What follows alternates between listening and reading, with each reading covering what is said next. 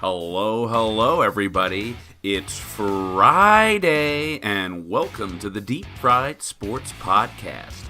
I'm your host, Jack Fry, and thanks for listening. Last night, we had a big game in the Eastern Conference Finals. Toronto upset the Bucks in Milwaukee, and that game ended 105-99. Also, this weekend, we have the NASCAR Coke 600 at Charlotte Motor Speedway, as well as Formula One's big race, the Monaco Grand Prix. I hope to have a guest on this weekend to talk about that race because I'd really love to learn more about F1. Man, those guys go fast. And the All-NBA first team was released. First team was Curry, James Harden, Giannis, Jokic, and Paul George. Second team was Lillard, Kawhi, Kyrie, Joel Embiid, and Kevin Durant. Third team of note was Westbrook, Blake Griffin, Kemba Walker, Rudy Gobert, and LeBron James. Wow, LeBron was only on third team. Some may say he didn't even deserve that. Terrible season for LeBron, but his stats were still pretty good. What a weekend we have coming up for sports. Saturday is Game 6 in Toronto, and Giannis has guaranteed a win to bring them back to Milwaukee for Game 7 on Monday.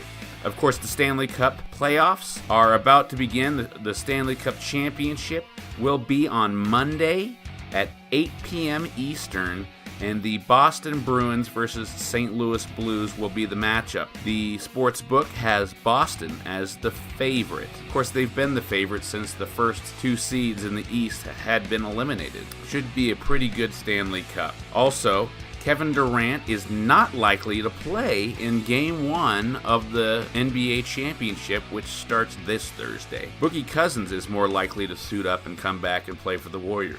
But let me get to this.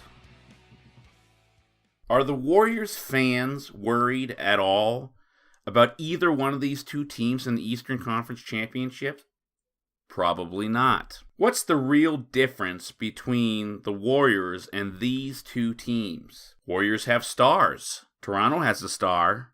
Milwaukee has a star. But each one of those two teams have role players. And if one of them does not play well, they're likely to lose. They need to have huge games in order for their team to succeed. The Warriors only really need one player to have a great game because the rest of their team is incredible. Imagine if Kawhi Leonard or Giannis had a Klay Thompson. What if Durant played with Leonard? How about next year for the Los Angeles Clippers, Durant and Kawhi play together? Then what? What if they get Kyrie, too? With the nucleus of players that the Clippers already have, wouldn't that make them an instant favorite to win the championship? I think the only thing holding them back from a guaranteed victory would be chemistry. And I believe the Warriors would be the only team that could show them any struggle. But in the Raptors-Bucks game last night, it was a hard-fought battle in which the Bucks were leading most of the game and did have a double-digit lead, too. But with about a minute 12 left in the fourth quarter,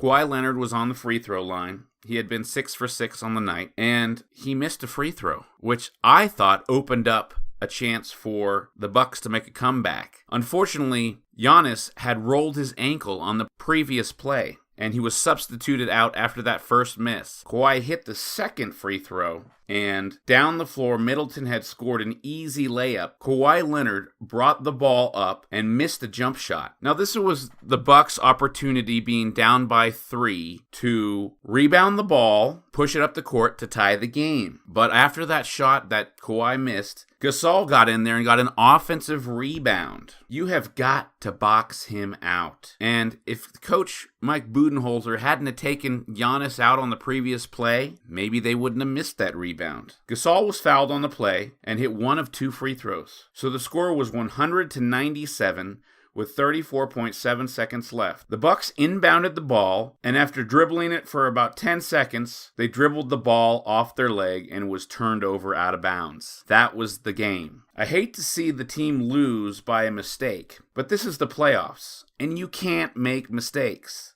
To add insult to injury, the Raptors embarrassed the Bucks on the next possession by making 2 quick passes and dunking all over them to add an exclamation point to this win. Toronto has taken one on the road.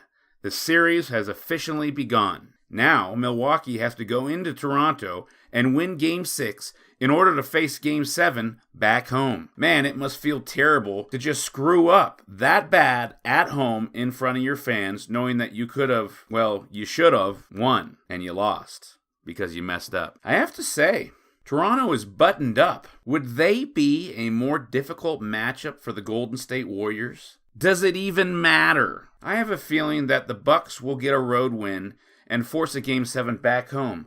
But even if they do, neither one of these teams has a chance against the Warriors. This Bucks loss was the first time this year they've lost 3 games in a row.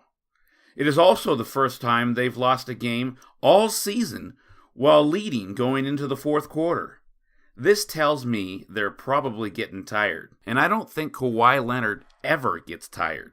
He's hobbling around on one leg and just making plays. He's able to pull energy from deep down low where nobody else has it and use it. Fred VanVleet off the bench hit 7 3-pointers on 9 shots.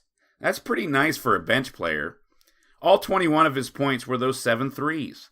Somebody has got to cover that guy when he's on the court. He's obviously only out there to shoot threes. You can cover Kawhi Leonard all you want. He's still going to score. If he beats you, he beats you. But don't let the role players beat you like that. Make sure you cover all the guys who are only good when it's easy for them.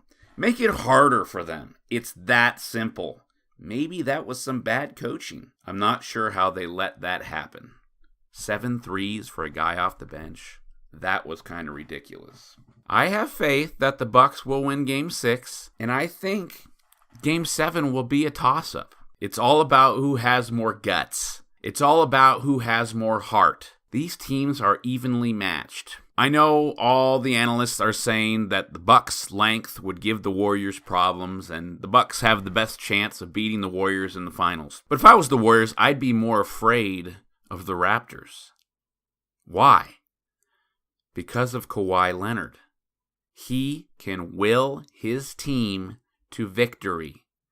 Like I said, a la LeBron James, Kobe Bryant, or Michael Jordan. He's the kind of player who can just put the whole team on his back and win the game when it counts. He's going to make his crazy, great finishes and great shots for his teammates. I really see Toronto giving the Warriors a bigger struggle. Because, as Toronto has shown, all you gotta do is put a bunch of guys down low to stop Giannis. And if the rest of the Bucks aren't shooting lights out, it's a pretty easy win. So we'll see what happens. Game 6 Saturday, Game 7 Monday, if necessary. Thanks, folks, for listening. I'm so glad you came in. Hope you enjoyed the show. Music has been provided by Ben Sounds. Ha ha, Ben! I love your sounds. Thank you. Goodbye.